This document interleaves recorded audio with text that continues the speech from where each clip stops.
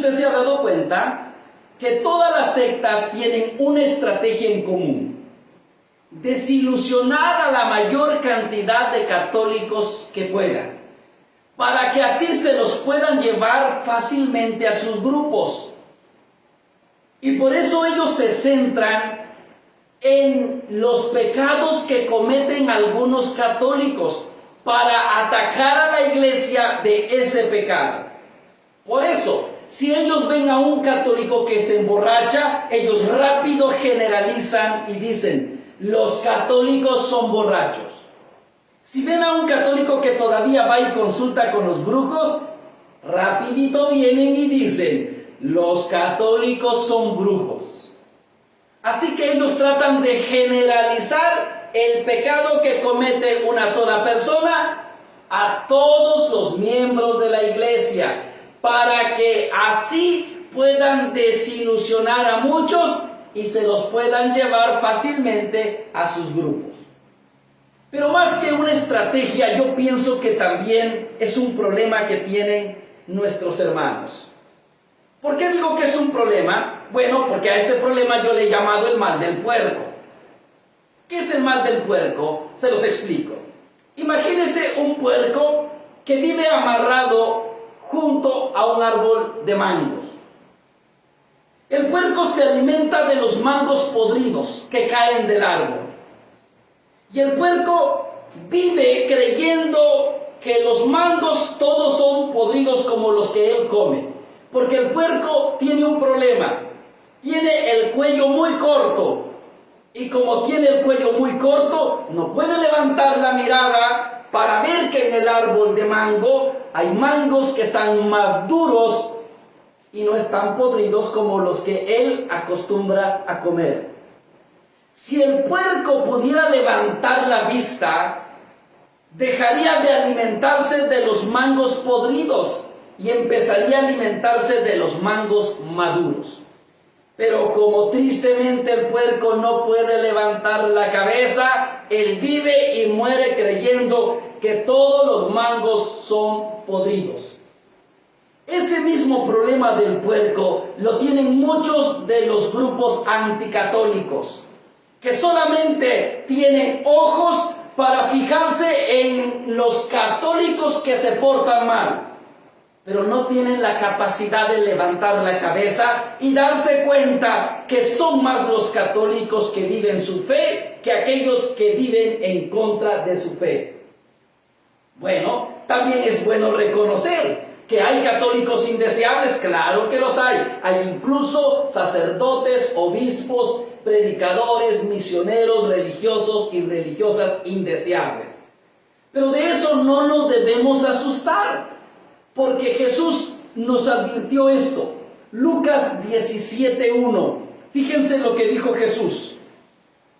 Dijo Jesús a sus discípulos: es imposible que no haya escándalos y caídas entre ustedes, pero pobre de aquel que haga caer a uno de los más pequeños. Fíjese bien, Jesús dice que es imposible que no haya escándalos y caídas. ¿Eso qué significa?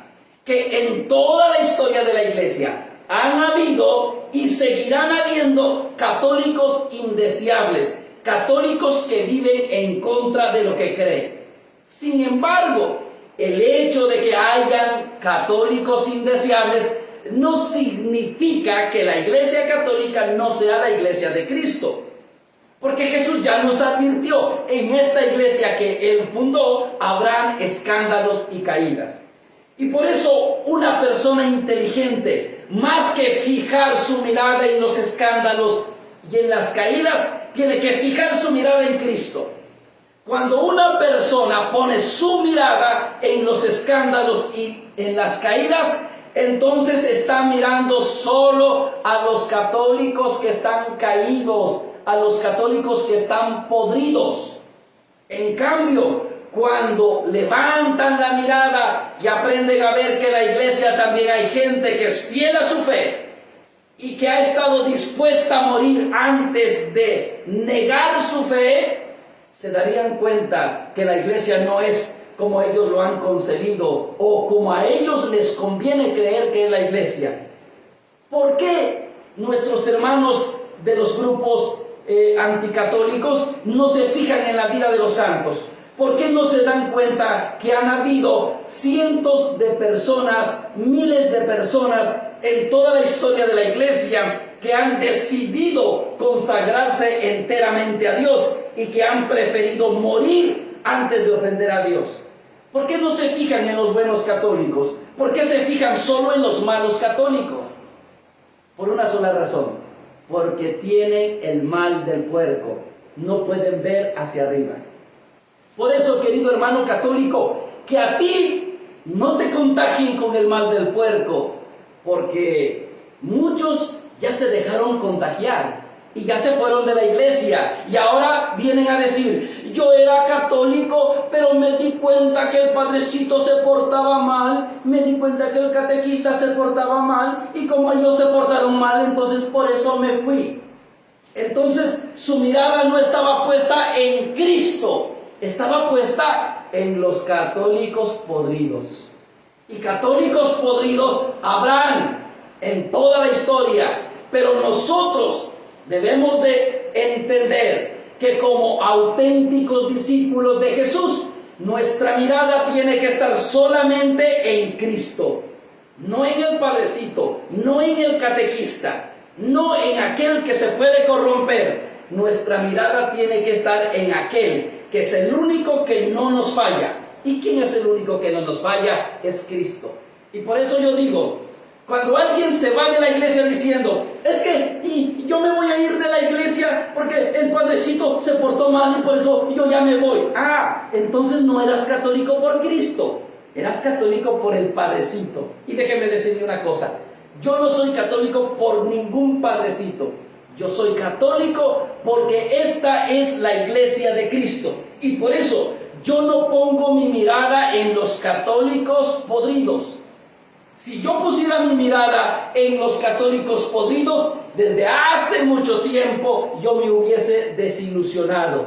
En cambio, yo he aprendido a poner mi mirada en Cristo, que es el único que no me defrauda. Y también he levantado la cabeza para ver que hay católicos que se han santificado y que hoy son dignos de imitar su vida. Así que, querido hermano, yo te hago una invitación: no permitas que nada ni nadie te desilusione de la iglesia. Al contrario, ama a Cristo en la iglesia que Él fundó y pon tu mirada solo en Jesucristo. Así, aunque llueva, truene o relampaguee, tu fe nunca vendrá abajo. Por eso, si nos quieres ayudar a evangelizar, te invitamos a compartir este video con todos tus amigos y todos tus conocidos. Así nos estarás ayudando a llevar el evangelio a todos los rincones de la tierra. Así que mucho cuidado, que no te contagien con el mal del puerco. Bendiciones, hasta una próxima ocasión.